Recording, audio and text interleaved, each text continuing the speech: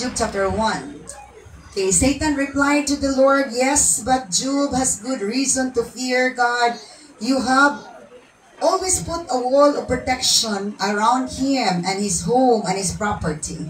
You have made him prosper in everything he does. Look how rich he is." Okay, next version is ESV and NLT to ganina. Then Satan answered the Lord and said, "Does Job fear God for no reason?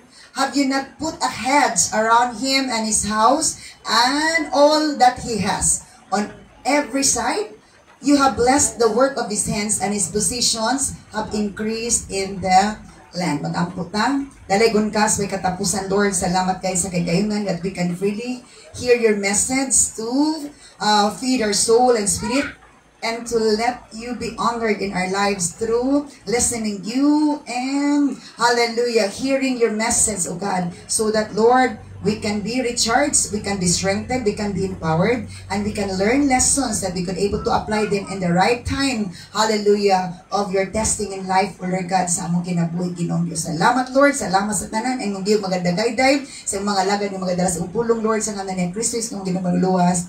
Amen. So please be seated. Now the message of God is about a heads around or a wall of protection part 2. Manata sa part 1 ani. So heads around or protection in other version. Heads is isa lang ka word. So isa lang ka word, pero kung isa ka meaning niya, a wall of protection. Okay, so ato ta sa atong text sa atong sakwaan. So nagistorya man si Satanas ani ang Ginoo, ang Ginoo. Asa kagikan sa tanas, isa tos kalibutan, nagsuroy-suroy. Isa nakita pa ni mo si Job, nga matarong, duotan, walay sama kaniya. Ingon dayon si Satan nga, oo. Siya nga, hadlok naman to siya ni mo. Nangalagad naman to ni mo, kay imo manggod siya. You have put a wall of protection or heads around him. Na ay heads or protection around us kung kita matarong. Hello, isa-isa gid diha nga kung kita may nalukos Ginoo na ay heads or wall of protection, you put a wall of protection around him. Una-una gid siya. Ani kaduha, around his home sa atong pamilya, ikatulo around his property. Sa wala patuguti ni Lord si Satanas nga mag-test diha. Ngano man gi-upload protection ng iyang mga anak, iyang pamilya. Tungod kay di ba naghalad siya para sa mga anak. Naghalad siya, nagampo siya for the protection. And then siya, gihimo siya, gipauswag din mo siya sa tanang butang nga iyang gibuhat. Kaya mo man pa na-promise ni Lord, ang maobey niya, mag-uswag ta in all we do. So Deuteronomy chapter 28 verse 1 to 15. Okay, how rich he is pagka dato gid niya in ASB. I-compare na to. Ito sa ubos na lang. Have you not put a hedge around him? Di ba nagbutang kag coral protection around him? Munang wala siya naunsa. And his house, iyang pamilya or balay, and all that he has or property. Wala gisaysay pag ayo gi-clarify sa ESB. Hello? Og sa tanan niyang butang. Gipanalangin na nimo siya ang buhat sa kamot gipanalangin og tanan niyang kabtangan og nag-increase siya sa land. Okay. So ingana ha, a heads of protection or a hedge or a wall of protection kung kanato yung nangalagad. And then kay kita nangalagad na tabalumantang nga needed protection ang atong pamilya, nagampo ta. And then sa to, unsay nagampo ra ba si Job ato? If you remember sa first part 1 ani, naghatag siya og halad. Hello, naghatag siya og halad. Naghalad siya og burn offering because word is not enough. He needs an offering. Amen. That is the access. Our offering is an access before the Lord. That He will hear us, He will bless us, He will answer us. Okay. Manamantaan na, part 1 man na topic. Let's proceed to next story. Okay, 2 Kings chapter 6, verse 8 to 9. When the king of Aram was at war with Israel, nakig-away ang king of Aram or Babylonian, matod pa, or Chaldeans, matod pa, nakig-away sila sa Israel. He would confer with his officers and say, we will mobilize our forces at such and such a place. Isa, kinanglan nga, atong i-mobilize ang atong mga kasundaluhan sa anang dapita, ka ng mga dapita, iyan ang ipang asa na dapita. But immediately Elisha, the man of God, would warn the king of Israel. Ani panahon na, ang alagad sa Ginoo, ang propeta ni gamit sa Ginoo para magpadangat sa mensahe sa Ginoo for the protection of the people against all the plans of the enemy. So si Elisha. Pero every time na plano ang hari nga dautan batok sa katawan sa Israel, ang plano po sa Ginoo ipadayag po ning alagad, mag-warning. So kung naiplano ang hari dautan batok sa Israel, si Elisha po kuno, but immediately diha si Elisha, the man of God, would warn the king of Israel. So kanisa dan. Ganina sa Sunday School, ang relationship sa mga membro towards sa alagad sa Ginoo. Kanina po, ang relationship sa hari o sa alagad sa Ginoo, importante. Amen. We have to value relationship because that relationship can be a great help in times of need. And it is also a basis of applying the Word of God in our lives. Basihanan po na nga relationship yung i-apply na ba atong pulong sa Ginoo. Because we were not told nga makikaway ta, mag-inistrict ka, tas mag-isig ka tao. Magpahimulos ta, anak nga relationship, dili pwede.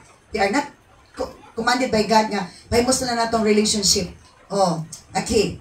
Now, i-warning nga ni Elisha ang hari, nga, do not go near that place. Ayaw anang napita, kay nagplano ang kaaway, nga birahan ang atong sakop, ang atong mga katawhan. So, syempre ang hari, siya may na ay katungod mo kuan sa delegation sa imong sundalo, sumuingon po ang hari. So, kinanglan ang message ma-relay. Gikan sa alagad, gikan sa Ginoo, nga tos alagad sino, then ipadalag sa kanang right person, and then gikan sa hari, ipadalag sa sayang nga, general, hangtod ipaspasa. So, do not go near the place for the Arameans are planning to mobilize their troops there. Kaya mo na plano sa kontra. Next slide. So the king of Israel would send words to the place indicated by the man of God. So malagi na kinanglan ang relationship is very okay.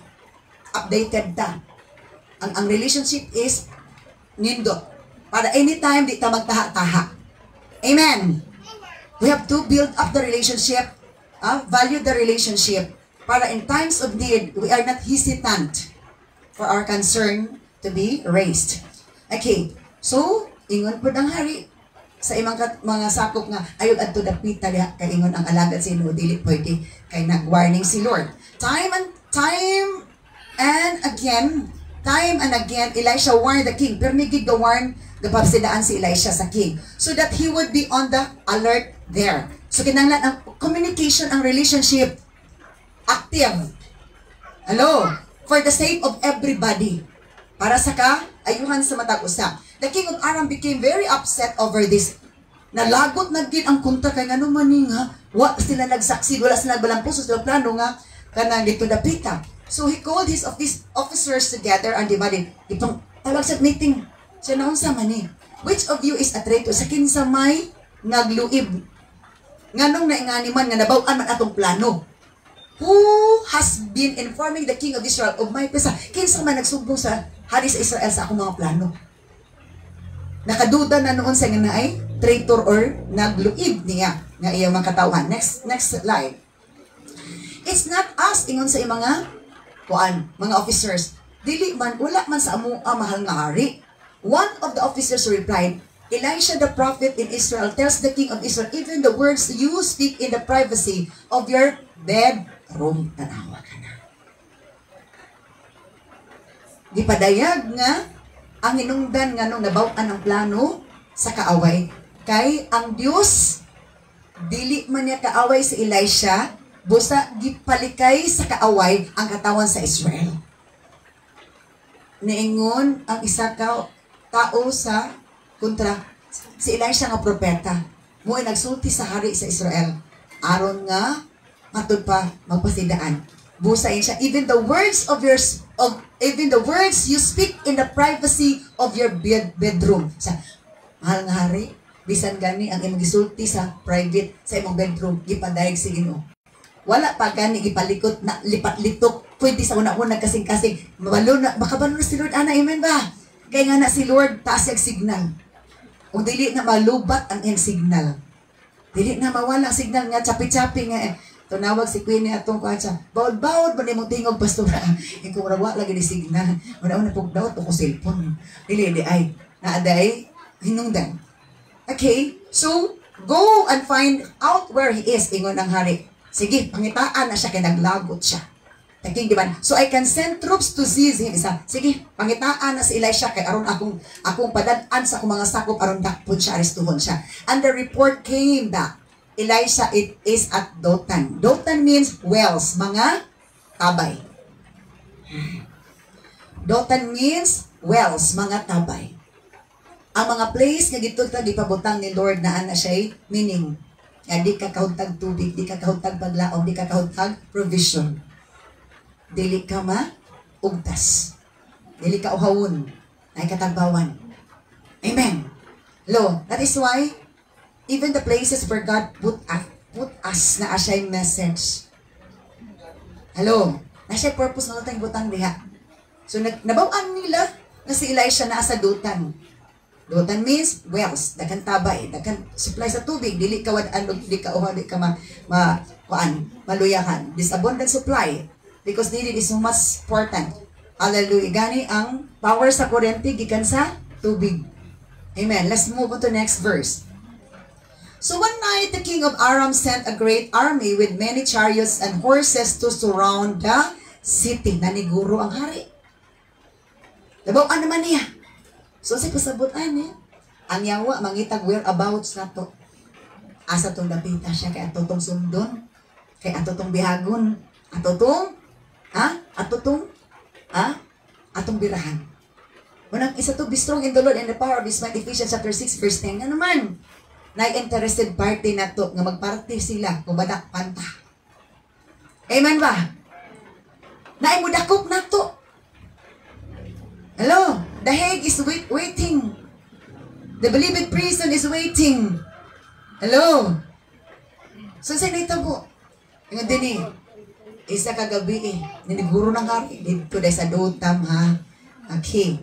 So, walay, ani panahon na, ang Ginoo wala nag padayag nga si Elisha is kining in harm, at harm. Gipalibutan sa hari pertijun, daghan na kuno nga mga sundalo ug mga karwahe. Siyempre, karwahe kabayo, mag-uban man na, kay mo man na ilang transportation sa una. Dili man limousine, dili man mga Lamborghini, nga mga sakyanan sa panadiha, mga luxury cars nga 40 kabuo. Grabe. Dagan nakabaluan na. Dagan nakabaluan na. Hallelujah. Kasi kabaluan na, taas ka ba ito kabaluan? 40 luxury cars tungkol sa DPWH. Hallelujah. So when the servant of the man of God got up early, ang assistant body-body ni Elisha, uban silang duha. O lagi na sa Old Testament, ay partners o sa isara, o sa double, o sa daghan. Ang body-body ni Elisha in tao. Pag matas ko tagabi, pagod di palibutan sa hari. Tibok syudad na, mura sila didakop o isa ka batalyon. Tibok syudad sa ato papertiking daghan na nagpalibot nga, sundalo sa kada, sa city, kanto-kanto daghan to checkpoint. Naniguro. Pagkabuntag sa'yo, pagmata sa body-body ni Elisha, nakita man jud niya, got up early the next morning and went outside. Pagmata niya ni gawas sa ilang tulugan. Pagkita man jud niya pertidyo kunong daghanang tao, mga karwahi, mga kabayo, everywhere giyon in town. Naniguro gid ang hari. Ingon din ang body-body ni Elisha, "Oh sir, what will we do now?" Insa nga na, "Sir, unsa na may itong buhaton na ni karong gipalibutan na manatas kontra." Naniguro gid ang kontra. The young man cried to Elisha sa iyang kahadlok ni Tiabaw, gid sa kilak, "Patay na gid ta aniwa para bagi ko na menu." Hello. Hilakit siya kay patay na gid ko ani, damay na gid ko ani. Si Elisha na ba tagi pangita niya na siyempre damay siya. Hilaktan siya na, "Sir, jaon na to ni Ron." Hilakit taon siya. Siyempre sa pagkatawhanon, natural maginamuhilag, alam mo katawa po ka. Diba? So, unsay pasabot ani, kung dili gid wala ka nato ang Espiritu Santo. Bisan upan tas alagad sa Ginoo. Kung wala pa ta sa level sa iyong spiritual level, dili gid ta maka-feel sa nasa higher level sa spirituality nga aspect, level. Next slide. Don't be afraid. Di ba makalilisan naman to? Sana stable, comforted lang si Elisha. Wala siya nataranta nga isang alaka patay. Wagid siya na negative. Ingon si Elisha. Ayaw kadlok, don't be afraid. Elisha told him, for there are more on our side than on theirs.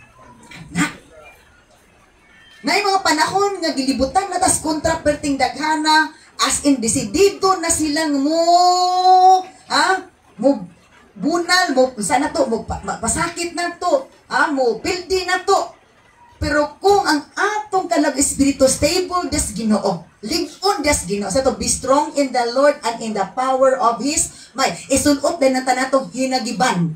Breastplate of righteousness ang pagkamataraw, wa ka naghimog kabuang. Helmet of salvation, ibutang ni mga ang Ginoo magaluwas ka nako, taliwala sa kong kontra. Gospel of peace matud pa. Ang imong tiil nagdalas ebanghelyo sa kalinaw, dili ka samok.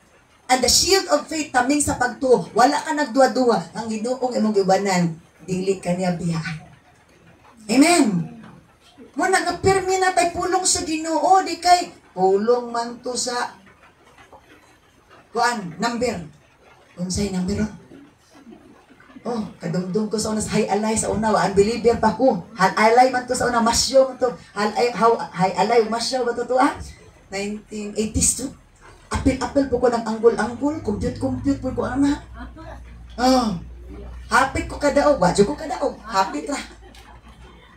Compute kinana, compute ka na. Bakita dito sa kanang unsa na hitsura na. Sige mo ni na numberan ha. Putos sana. Pusta po ko ana, tagpila ba to sa Banjing Gustavos mga zero to. Ay, wadyo ko kadaog kay kung mama Asher man to. Asher ba na? Orag Asher ako mama to. Oh. Ma, sure. Ano ni abot ta ana? Kay isa to, kinanglan nga maminaw ta sa Ginoo. Ingon dayon si Elisha sa, ay kabalaka.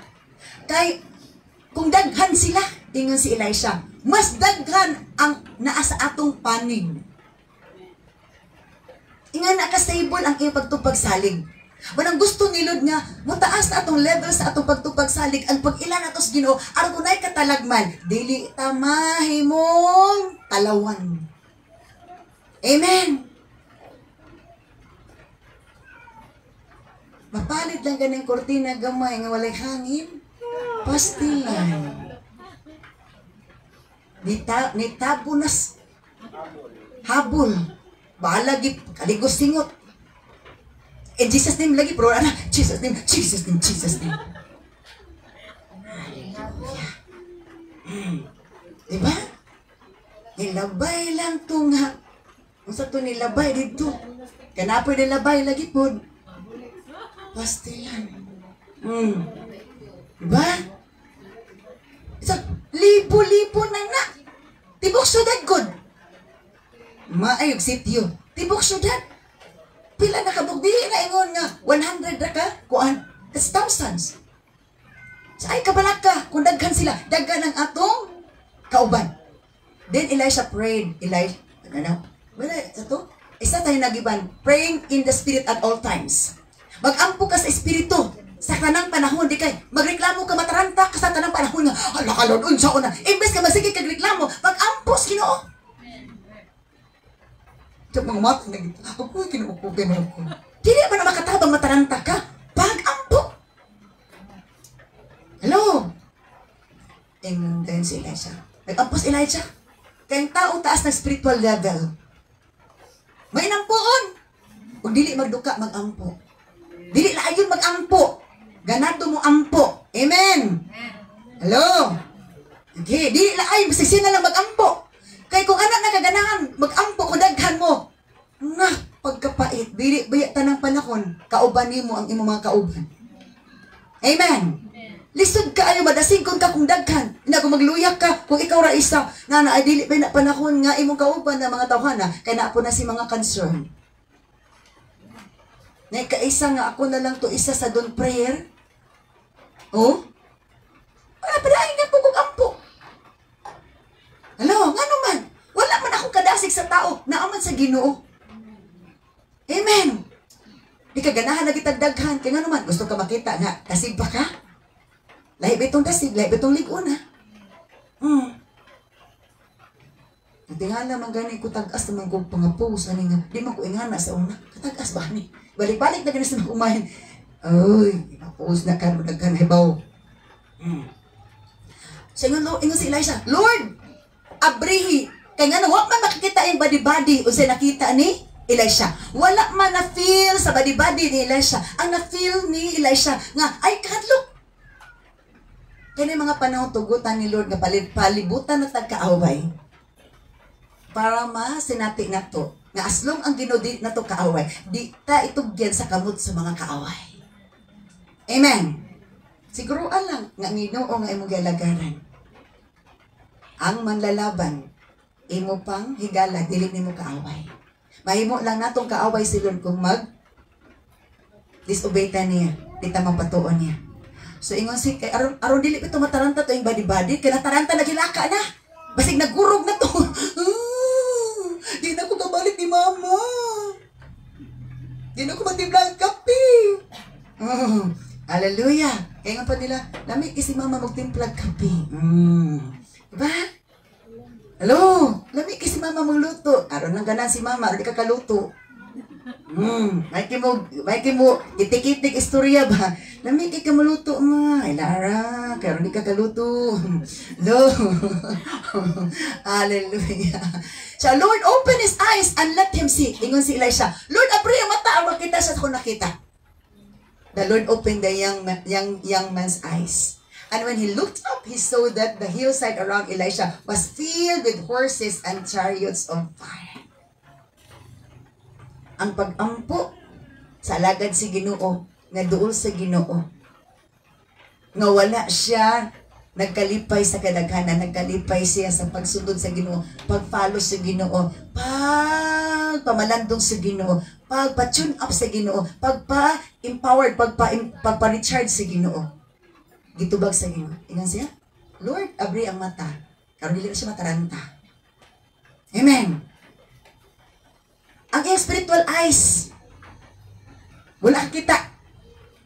Ewa pa man na-open ang spiritual. Kung dili pa ma-open na itong spiritual eyes, dili na ito makita ng mga spiritual ng mga intervention ni Lord. Hello? So, Lord, abri ang mga mata. Pero di na siya mataranta, di na siya magkurog-kurog diya. Dili na siya mag-chill. And the Lord opened the eyes of that young man. Kung nakita niya ang nakita nila siya, pertidyo ko nung daghana ang palibot sa kanang mga kabayo o mga chariots of fire. Kinsa to nga? Pinadala? Si Lord. Ay sa tugutan ta nga ang kontra naa. Kay para mapadayag sa Dios nga dili ta ngay mahadlok mabalaka. Kay kung naay kontra, kung naay Ginoo, dili ta mabalaka. Kay siya rin maghatag itong kadaugan. So next slide. So, horses, the heads, ang kural, wall of fire. Depende sa Lord sa iyang pamagis atong protection. Ha? Ang heads nga gibutan diri sa heads or wall of fire. Matod pa, horses and chariots of fire surrounded Elisha that the great army cannot come near and touch him. Di ba? Asa nag-surround katutua ang chariots of fire kang Elisha kasi Elisha ra may tuyo. Okay, backwards sa ta. Huh? He saw that the hillside, ang bungtod around Elisha was filled with horses and chariots of fire. Kay si Elisha ra may tuyo, matod pa, kung asa na butang si Elisha, surrounded by fire, chariots of fire. Muna nga, isa to be strong in the Lord and in power. Ano man, God can do anything. for us to be saved from our enemy. Kinangnan, kining nga story, ato ning madumduman, so that when times come, we can claim this. Pero before di mahitabo, yung sa Lord, kinangnan, permita magkinaboy matarong, aron ang, nato, breastplate of righteousness, isa na hinagiban, wa kagibuhat kadautan, ang pag-abot sa kadautan, dili kaniya mabiktima. Amen. Di ka na magtarong-tarong, kung ay kontra, ang wala pa'y kontra. Ang Ginoo, puro sa grasya. Sige, nagkangin ka, grasya ang Ginoo. Ayaw yun, pag sobras grasya ka, madisgrasya, ganing ta, delikado. Hello? He saw that the hillside around Elisha, palibot ni Elisha, puno jud sa kabayo og chariots of fire. Nagkalayo ang karwahe. Di palibot ni Elisha for his protection. Heads. Wall of protection. Fire gyud. Kalayo gyud. Wala nga, ganong kalayo man, wall of fire. Nga naman, nagkalayo man kaya po, nagkalayo man gud ang iya pagtupag sadig pag-alagad sa Ginoo. Si Jeremiah, amen. Kung magkalayutan ng mga lagad si Ginoo, ang kalayo sa protection, ihatag po di Lord sa ato. Pero nagkalayo na ta, nakong problema. Amen. Kinanglan nagkalayo ta, aron nga, dili ta, mabiktima. Amen. Naagibuhat sa Ginoo, wala na to nakita. Kadaghan na siguro nagibuhat sa Ginoo na agibuhat ang kaaway o naiplano ang kaaway apan ikaw iproteksyonan sa Ginoo. Hello, na mga damgo ingana. Padamgo na kanil Lord kay warningan na kangano mo na. Pero wala na dayon. Kapila nami sa deliverance ministry. Pag-pray na mo anang a patient, ipakita na anay lungon, na anay luganan. Oh. Kita amig lungon sa kanang ice dito sa Frozen Kingdom, lungon dito sa grave dito sa Water Kingdom. Tao buhi. Ipakita si Ginoo sa ako nga kamulo kong ampo, cancer patient. Diri itong jud kay sanan pa ingon sa ubos, itong na jud kay sanan. Mo na yung spiritual status. Sa karabihad si pastor mo. Parabihad pa si pastora mo.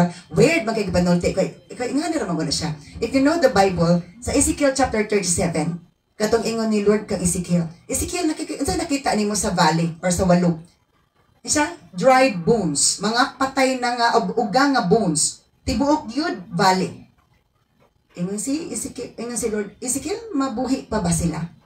Ingon si Ezekiel, ikaw ra genocide, Lord. And just prophesy to these bones. Pagpropesya or pagwali sa bones. Aron nga, mabuhi sila. So, sugot po ni Ezekiel. Nagprophesy siya sa bones. Pagprophesy niya, pagwali niya. Nangalihok ang mga bones. Nangalihok. Matod pa, naanadayoy mga unod na anay, unod na anay panit. Pero wala kay ginawa. Ingon din si Lord. Prophesy to the winds, the four corners. Nga give breath to these bones. Pagpropesiya sa hangin, sa upat ka corners, tingna, nag-aigininhawa, kining mga bukuga. Nagpropesiya siya. O, nabuhi. Great army, grabe gid kuno nga army. Ingon si Lord, mo ni ang katawan sa Israel. Nawad-an na sila paglao. Eh na, dila na. Buhi kaay sila. Dagko siguro tumpiyan. Wapog mga balay. Wapog sakinan. Lami kay pagkaon. Pratubangan sa Ginoo. Labaw pa sa zombie. Bukog na lang. Hello? Ingan na. That is why we should not boast. Unsay ato akaron. Ayaw pa kinambok unsay ato aron. Unsay imong status karon. Ang inambok ang Tagalaudisya. Dato mi. Dakan mi kwarta. Chadaw sa nina. Naamay pang pahit sa rumat na. Or magwapa kayo ni tan-aon. Naglublo among eyes. Yung sila wala mo na sayod. Kabus mo. Timawa mo. Hubo mo. Palit ka bubulawan ako. Tanaw sa tao, blessed kay sila. Atubangan si Ginoo ay sila. Ang Smyrna, opposite nila. Pobre kay sila. Praying si Lord. Dato mo. Pobre financially, material. Pero dato sa espirituhanong bahin. Pareya ang Smyrna kang Lazarus. Pobre kay apan dato sa pagtupag sa na langit siya. si rich man, murag Laodicean na imperno. Hello. Okay, isa to, naabri and then surrounded with chariots of fire and horses. Let's proceed to the next one. So nga na siya, na ay protection na heads. Pero before ana, atod pa, kinanglan nga tarong atong paglakaw sa Ginoo. Amen. Hello, let's proceed to the next one. So as the Aramean army advanced toward him, move forward na. Doon ng mga Aramean army kang Elisha. Nag-ampo na po si Elisha. Sa ato pa wala nahadlok si Elisha. Wala siya ni backward. Ha? Ingon si Elisha, "Oh Lord, please make them blind." Sa Lord, butai sila. Relax lagi kay siya. Elisha, "Lord, butai sila." Relax lang. Kung taas na ito itong level sa atong spirituality, kung saan ka-challenging ang mga challenges, naka-stability of your emotion and faith and trust and courage before the Lord. Amen. Nang gusto ni Lord nga, moabot na nga level up. Kaya wala rapat takabulos unahot unsay atong mga pagsulay. Amen. Wala kita kabalo. Kabalo des Elisha nga ni hitabo. Wala. Pero sa to ang tanan ginatugot ni Lord kay naay katuyuan. Providing ha, hugot lagi kas Ginoo. Hugot lagi sa Ginoo. Kupot lagi sa Ginoo. Ay ugot. Ay ugot nga. At yan na lang ko Lord. Ayaw. Sa Lord, make them blind. So the Lord struck them with blindness as Elisha had asked. Automatic na yun. Wala na ingon si Lord. Sobra po ka, Elijah eh. Kung relationship na to sa Ginoo nindot, dili ka balibad si Lord. Amen. Kung nindot yung relasyon na to sa Ginoo, di ka balibad na Ginoo. Ano man? Kay nindot man yung relasyon.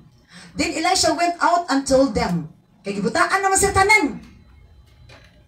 Butaan na sila tanan. Katong mga nagsakay, lisod po ang karwahe, ang bagabayo, gibutaan. Katurang nagsakay sa kabayo, gibutaan. So, niduol din si Elisha na tulad, buta naman sila tanan. You have come to the wrong way. Okay, take note aniya. Laruho na to ni. Gibutaan man sila, kay mo man nag-declare ni Elisha. Butaan. Duol din si Elisha. Yan siya nga, murag na sayop ganing mo sa inyong dalan. This isn't the right city. Sa dili man ni ang syudad ng inyong gipangita. Follow me siya. Sundalan ko. Okay. Hindot kayo? Ang kontra is nahimong ulipon. Mabito na declaration na ko kasagara sa wapamantig pa na. Lord, ikaw magapaamang pabuta pabung papower sa ka. Before me madto sa mga missions na mga area, gibattle na namo na sa prayer. Grabe nga battle sa prayer. Grabe po ng mga visions. Ipakita ni Lord ato mag-cast out na mo. So pag-adto na mo sa field, adilit na ingana ka, alarming. So, I will take you to the man you are looking for. Ingon si Elisha. Sundan lang ko ninyo kay, dilit ni mga sudara inyong gipangita. Kay, paadtot mo sa taong inyong gipangita. And he led them to the city of Samaria. Kidala din ni Elisha dito siyudad sa Samaria. Oh, next verse. Nasuod ba na po? Okay. Wala na ko nasulahit ng story. Okay. So, gidala dito, pag abot dito sa Samaria, ingon din si Elisha, Lord, abrihi ilang mata. Pag abri sa mga mata sa kontra, nasibulong sila, naasa sa Samaria, nasa sa vicinity, sa dapit sa mga katawan sa Israel, nga sila na po'y napalibutan. Perting kuyawa nila. Ingon nito taga Samaria, ato ning patyon, ingon din si Elisha. Dili na to patyon, ato silang pakanon, paimnon. So nangaon sila kingon, ipauli sila dito. So kad ato nahadlok amang kontra. Hadlok na sa katawan sa Israel. Tungod kay na gibuhat ang Dios nga milagroso. So ingani, ayaw katalaw kung naay kontra nga itugot sa Ginoo nga mo atak sa ato. As long ang Ginoo magubanan to, dili na niya pasagdan. Na hedge, na protection, wall of protection. Okay, let's see the other thing. Okay, before ana, nasulod na ako nasulod. Katong kang Shadrach, Meshach, ug Abednego. Mo na dani. So nasuko ang Aramani, the kings, that is kings Okay, sunod ana. Sunod ana. Heads around, Heads around. Sayop na, wala na. Oh, heads around the fire. Dili na po sa Daniel chapter 3 verse 19 to 20. Nebuchadnezzar was so furious with Shadrach, Meshach, and Abednego that his face became distorted with rage. He commanded that the furnace be heated 7 times hotter than usual. Kaya si Shadrach, Meshach, and Abednego is wala ni bow down sa gold statue. Oh, na 9 feet tall. Nga ang pagtingog sa tulunggon, kinahanglan mo bow down sila kay mag-worship. Si Shadrach, Meshach, Abednego, nga matarong nga tao, nga may kahadlok sa Ginoo, dili mahadlok mamatay, bisag na ay mga threat, Gingan naman sila nga, kung dili sila mubaw, di tagan sila last chance. Pero wala man gid sila nag-wave ang pagtubag salig si Ginoo. Wala sila nag-bow down sa gold statue. So, sa nitabo na suko kay hari, o matod pa, pertid yung suko sa hari, o niingon ng hari, nga ang hudno, kaupaton, o kapituon, pag-init. 7 times hotter ang hudno. Kay ilabay lagi to dito sila si Shadrach, Meshach, ug Abednego. So he ordered some of the strongest men of his army to bind Shadrach, Meshach, and Abednego and throw them into the blazing furnace. Sa kasuko sa hari, kapito, gipainit gid ang sa hudnuhan. And then sa ang mga lig-on, kusgan nga mga army, moodyo kunoy mugapos ni Shadrach, Meshach, Abednego aron ilabay dito sa dilaab nga kalayo. And that is Daniel chapter 3 verse 19 to 20. Next verse, next slide. So they tied them kay order masari wa man sige pwede nga disobey. Gapos in town sa mga kusgan nga mga army and threw them into the furnace. Gapos gilabay na dito sa hudno, fully dressed in their pants, turbans, robes, and other garments. Kumpleto gid ang ilang bisti. Gapos gilabay din dito. And because the king in his anger he had demanded such a hot fire in the furnace. Kaya mo umansugtod ko sa hari nga pating isiga ha pating initag yun. Matod pa, the flames killed the soldiers as they threw the 3 men in. Kadtong gisugo nga mo'y mulabay. Mga sundalo nga mo'y mulabay ni Shadrach, Meshach, Abednego. Tungod sa kainiton, sila manuoy na nga sunog og nangamatay. Tungod sa kainiton, 7 times hotter ba ya? Oh. Kung sa nitabo.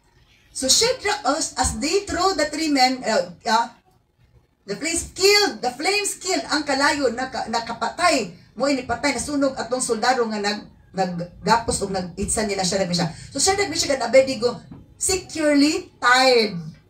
Tired sila, gapos pa sila. Fell into the roaring flames. Paglabay dito, ginapos gid sila. Dito sa nagsigang kalayo, nagdilaab ng kalayo. Next verse, next slide. But suddenly, Nebuchadnezzar, kay tanaw din si Nebuchadnezzar, sa patay ni mo ni wala nga ni ba judgment mo ni ang silot sa mga taong disobey sa pagsimba sa atong Dios.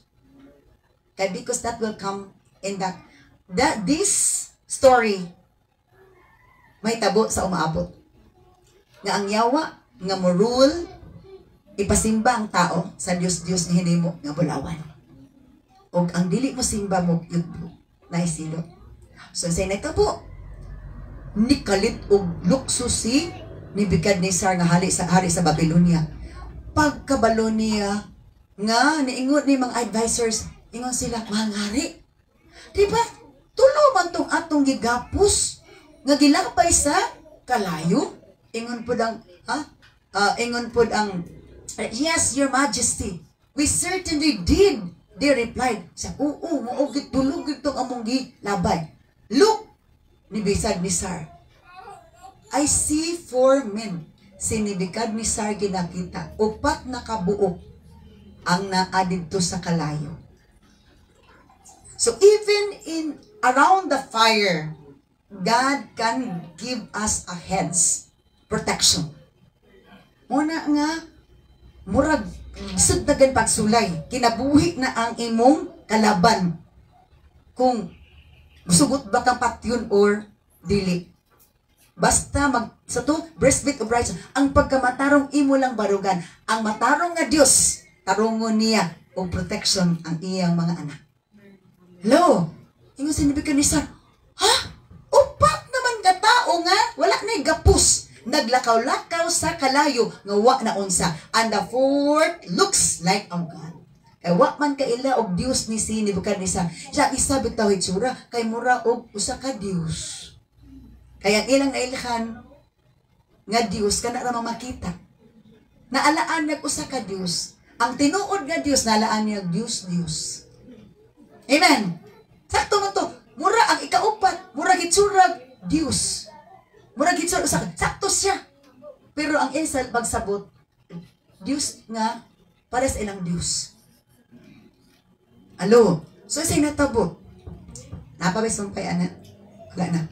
So a hedge, a wall of protection, ihatag sa Ginoo sa ato kung magdanarong tagpangalagan. Naaman ta sa bingit ng kamatayan, kung hindi pa tayo patayin ni Lord, hindi matutupad yung kagustuhan ng kaaway. I-protect ka ni Lord. Providing na before and on that day of testing, your faith did not wane. Yung pagtuo, wala na lubad ni lubad. Naakas ka initon sa pagpadayon sa pagbarog sa kamatuoran. Amen. This story told us, pag-abot sa 7 years to revelation, muna ni isa nga mahitabo. Muna nga, nga lagi na ako gipost na ko, lahi ang katong dasig o ligon. Kinang atong aim, ligon ta. So, saan pagligon? Saan pagligon? Dawat ta sa pagkaon nga gahi. Hello? Okay, thank you Lord for this reminder. Mabawaan nato nga ang inyong ngipon, espirituhanong ngipon, dili pustiso. Kaya makakaon mo gahi nga pagkaon. Amen. Kung dili mo kagakaon sa gahi nga pagkaon nga pulong sa Ginoo, false teeth cannot able to bear it. Amen. So babawaan sa matag usa nato, false teeth ban mo. Sa to, say pustiso. Pustiso ba na inyong espirituhanong ngipon? Kay espirituhanong ang natural teeth ligon o kinitkitay kasukol ka. Pagtulon, pagkitkit, pag-usap ka nga dili bikil ang imong gums. Dili mo react imong ngipon. Ang imong giusap mo react. Nadadugmok na jud ko. Amen. So bisan postiso ka karon ang imong ngipon. Kung ang imong espirituhanong ngipon ligon, congratulations, inig unusapay, inig tinistingay, makadaog ka. Amen. Muna siguro nga mga lagad kitag tarong, panahon nga kita tistingan, ang heads, ang wall of protection, sure ka na ato maangkon. Bisan magbagkagipit, gipiton kas kaaway, ang imo pagtupag salig stable, nga mubarog ka. Kaya sa to, ang mulab sa ilang kinabuhi, mawad-an og kinabuhi. Apan kung ilang dawaton ang kamatayon, dili sila makangkog kamatayon sa ilang kinabuhi. Diba? Gidawat na okay na patyon sila, pero giubanan sila sa Ginoo. Dili lang heads or wall of protection aning storya, ubanan tas Ginoo, apil ang protection. Naigsuon, wala kita kabalo sa plano sa kaaway. Pero makabalo ta, kung kita nagtarog pangalagad, dili ta niya isalikway. Ubanan ta niya. Shall we all stand out? Oh, glory to God in the highest, the King of Kings and the Lord of Lords. Hallelujah, hallelujah, hallelujah. Nga nakatahom ang plano sa ginugugma sa Ginoo sa atong kinabuhi. Grabe ang pagmahal nato mo na nga. Ayaw, basta-basta ha, ang imong pagpangalagad sa Ginoo kay preparation ni sa atong umaabot nga ugma sa atong physical, emotional, mental, and spiritual future. Hallelujah. Oh, glory to God. Hallelujah, hallelujah. Meditate the message of God. Mabalandong yung mensahe sa Ginoo igsuon. nga ay mga pagsulay nga maabot sa tong kinabuhi. Kung dili ka mo buhi sa iyang mga pulong, dili ka mo buhi sa pag-alagad sa Ginoo, mabuhi ka bisag gusto ka sa kaaway pati. Pagkatahong sa gugma mo Jesus, pagkatahong sa gugma mo Jesus, tingog ako nga masuot kanimo, buhi ang kasing-kasing ko pagkatahong